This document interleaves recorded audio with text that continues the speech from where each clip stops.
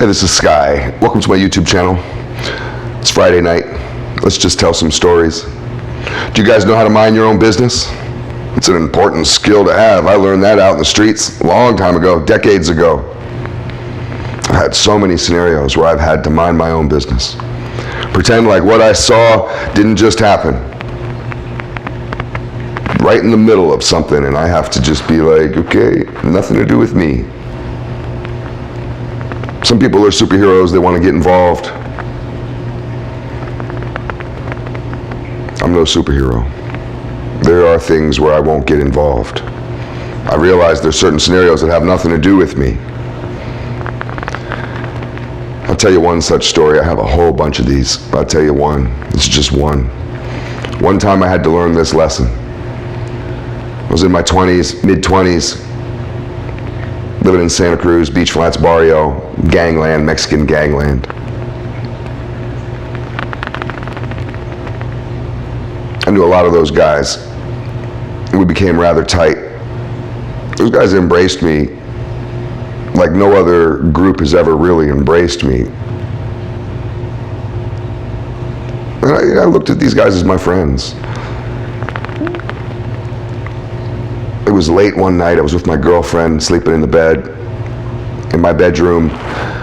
I had windows, had a lot of windows that looked out to a basketball court. In the basketball court, there was a trailer for Barrios Unidos, the organization, and it was also just a hangout spot for the gang. It could very often be 20 guys on the other side of those windows. I had shades drawn, but if you open those shades, you see the back of people's heads. So it was a popular spot to hang out at. I would just tune that noise out.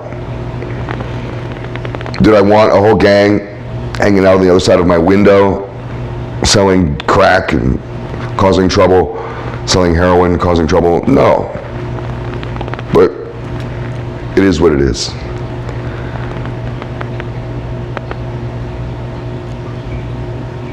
One of the things that these guys, I was friends with them, is they would tap on the window,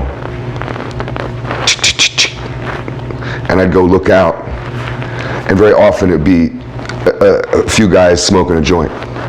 So I'd open the window, they'd pass a joint to me, I'd sit there in the window, smoke a joint with them, and then, you know, close the window down, go continue doing what I was doing, whatever.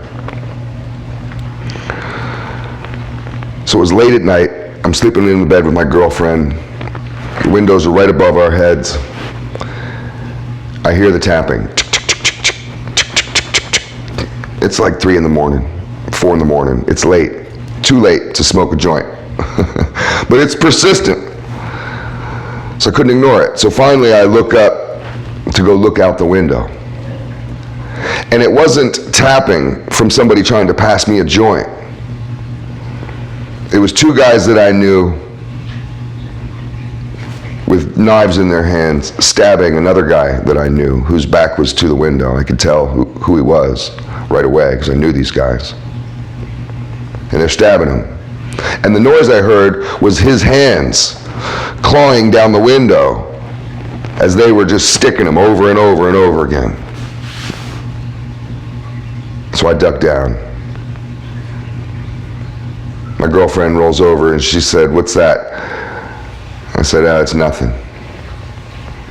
And she goes back to sleep instantly. It's uncanny. She can go back to sleep instantly. Be snoring, she snored loud. But I sat up and listened to 2 of my friends stab and kill another one of my friends. I heard the whole thing. There's only a thin wall between us. The dead body right on the other side of that wall, bleeding out. And the next day you have to just kind of pretend that it didn't happen. You have to keep your mouth shut. You can't go ask anybody, "Hey, what was that about? What happened to so-and-so?" You just have to pretend like nothing happened. You have to learn to mind your own business sometimes in this world. It's all food for thought.